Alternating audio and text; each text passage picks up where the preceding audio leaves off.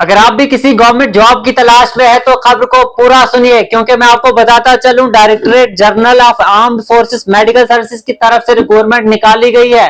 कितनी पोस्टें रहने वाली है, क्या एज लिमिट रहेगा, एजुकेशन क्वालिफिकेशन क्या कुछ रहेगा और साथ ही साथ सिलेक्शन प्रोसेस क्या रहेगा, आप तक पहुंचाने की पूरी कोशिश करूंगा।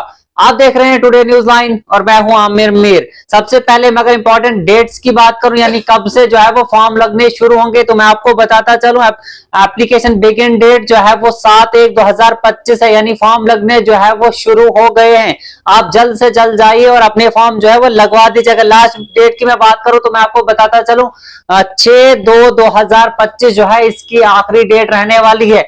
अभी भी आपके पास जो है कम से कम 20 से 25 दिन है, आप जल्द से जल्द जो है वो फॉर्म को अप्लाई करवा दीजिए। साथ ही साथ अगर मैं आपको एप्लीकेशन फीस की बता दूं तो मैं आपको बताता चलूं, अगर आप किसी भी कैटेगरी से बिलोंग करते हैं, चाहे आप जनरल कैटेगरी से हो, ईडब्ल्यूएस हो या फिर एससी एसटी या फिर ओबीसी की कैटेगरी से बिलोंग करते हो या फीमेल कैंडिडेट हो, आपसे जो है कोई भी फीस जो है नहीं ली जाएगी, यानी फ्री ऑफ कॉस्ट जो है वो ये फॉर्म फिल होने वाला है।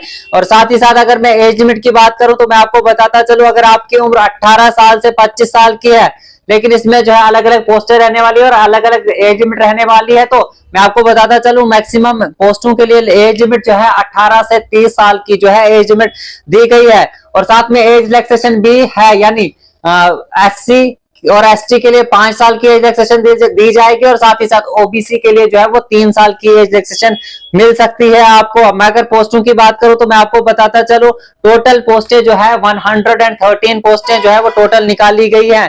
मैं अगर पोस्टों के नाम की बात करूं तो मैं आपको बताता चलूं, अकाउंटेंट, साथ ही स्टेनोग्राफर, सिर्फ एक एक पोस्ट जो है इनकी है, और साथ में लोअर डिवीजन क्लर्क एलडीसी यानी लोअर डिवीजन क्लर्क की जो है वो 11 पोस्टें रहने वाली है।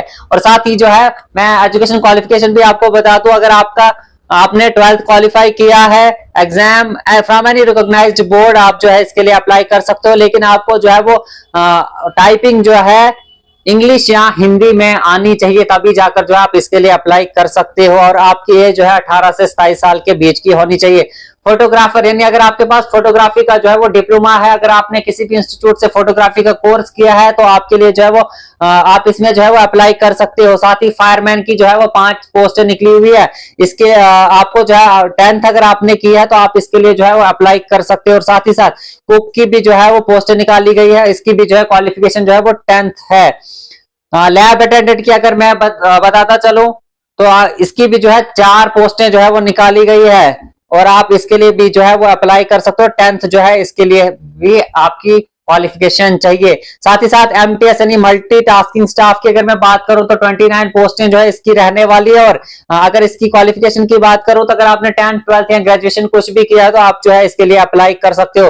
वॉशरमैन की भी जो है 2 पोस्टें रहने वाली है। कारपेंटर एंड जॉइनर की भी जो है 2 पोस्टें रहने वाली है। और साथ ही साथ टिन स्मिथ की भी जो है वो 1 पोस्ट रहने वाली है। और एज लिमिट की बात करो 18 से 25, 27 और 30 साल, यानी 30 साल के अंडर अगर आप आते हैं तो आप जो है इसके लिए अप्लाई कर सकते हो। अप्लाई करने के लिए आपको क्या करना पड़ेगा मैं आपको बताता चलूं, डिस्क्रिप्शन में लिंक है, आप उस पर क्लिक करिए, वहीं से आप अप्लाई भी कर सकते हो और वहीं से आप जो है इसकी पूरी जानकारी जो है वो हासिल कर सकते हो। ऐसी इंफॉर्मेटिव वीडियोस के लिए आप हमारे यूट्यूब चैनल को सब्सक्राइब करें और साथ ही साथ फेसबुक पेज को फॉलो करना ना भूलें।